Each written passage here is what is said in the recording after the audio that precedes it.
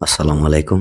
দেশে বর্তমান যে পরিস্থিতি, এই পরিস্থিতিতে প্রায় সব জায়গায়ই মোটরসাইকেল নিয়ে যারা চলাফেরা করে তাদেরকে ধরতেছে।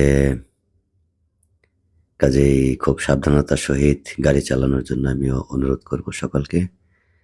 আর বিশেষ করে আমি অনুরোধ করব যে প্রত্যেকটা শোরুমে যদি গাড়ি কেনার সময় নাম্বার করে যদি গাড়িটা বাইর করা যায় তাহলে হয়তো সকলের জন্যই ভালো হবে আরকি। একটা গাড়ি মানুষ কিনতেছে ১,০০,০০০, ২,০০,০০০, ১,৫০,০০০, ২,৫০,০০০, ৩,০০,০০০, ৫,০০,০০০ টাকা দিয়ে। কিন্তু একটু গাফিলতির কারণে গাড়ির নাম্বার করা হচ্ছে না। প্রায় বেশিরভাগ গাড়ি নাম্বার করা হয় না। সিএনজি গুলো নাম্বার করা হয় না। বাংলাদেশে যে পরিমাণ সিএনজি আছে, যে পরিমাণ মোটরসাইকেল আছে, যদি বাংলাদেশ সরকার যদি একটু দয়া করে যে এইদিকে যদি একটু খেয়াল দেয় যে প্রত্যেকটা গাড়ি যদি নাম্বার করা হয় এবং কি ব্লু বুক করা হয়, তাহলে আমার মনে হয় যে বাংলাদেশ রিজার্ভ ব্যাংক যা আছে তাতে মনে হয় যে রিজার্ভ ব্যাংকের লকার সম্পূর্ণ ভরে যাবে। এত পরিমাণে মোটরসাইকেল আর সিএনজি আছে। সেই গাড়িগুলো যদি নাম্বার করা হয়, ব্লু বুক করা হয় তাহলে বাংলাদেশ রিজার্ভ অনেক বেড়ে যাবে। কিন্তু তা তো করে না। আর ব্যক্তিগতভাবে আমি অনুরোধ করব যারা আপনারা গাড়ি কিনতেছেন তারা লাইসেন্স করবেন এবং কি গাড়ি কেনার সময় এই গাড়ির ব্লু বুক করার জন্য টাকা জমা দিবেন। আর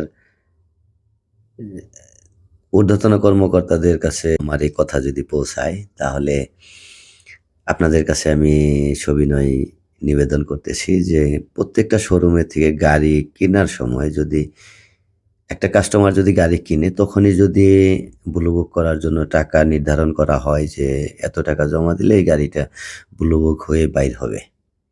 তাহলে হয়তো ভালো হয়। সকলের জন্যই ভালো হয়।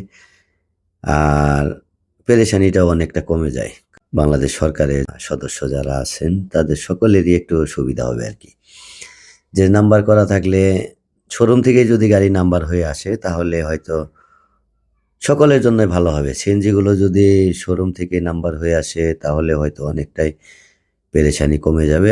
যা বিক্রি হয়ে গেছে তা যদি পরিপূর্ণভাবে প্রত্যেকটা গাড়ি যদি ১ মাসের মধ্যে বা ২ মাসের মধ্যে ব্লু বুক করার জন্য সরকার থেকে বলা হয় যে প্রত্যেকটা গাড়ি সুযোগ দেওয়া হয় যে প্রত্যেকটা গাড়ি ১ মাস বা ২ মাসের ভিতরে ব্লু বুক করতে হবে। তাহলে হয়তো বাংলাদেশ ব্যাংকে তো টাকা আসবে না।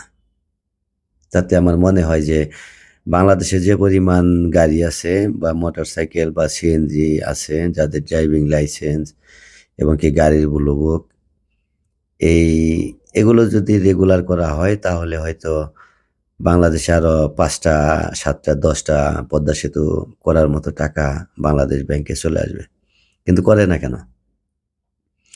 করে না কেন? এইটাই হলো আমার বিষয়। যে করে না কেন? করতেছে না কেন? মানে পারতেছে না। কেন পারতেছে না? সবকিছুই পারে। এগুলো কেন পারে না? শোরুম থেকেই যদি নাম্বার হয়ে আসে, সকলের জন্যই ভালো। শোরুম থেকেই যদি হেলমেট সহ গাড়িটা বিক্রি করে, সকলের জন্যই ভালো। গাড়ির দাম নির্ধারণ করা হইলো, একটা মোটরসাইকেল নির্ধারণ করা হইলো ৳২,০০,০০০, হেলমেটের দাম ৳২,০০০, আর গাড়ির লাইসেন্স বাবদ আরো ৳২০,০০০ বা ৳২৫,০০০ সম্পূর্ণ মিলে যা হয় ওই দামে গাড়ি বিক্রি করবে। তাহলেই তো সুবিধা হয়ে যায়।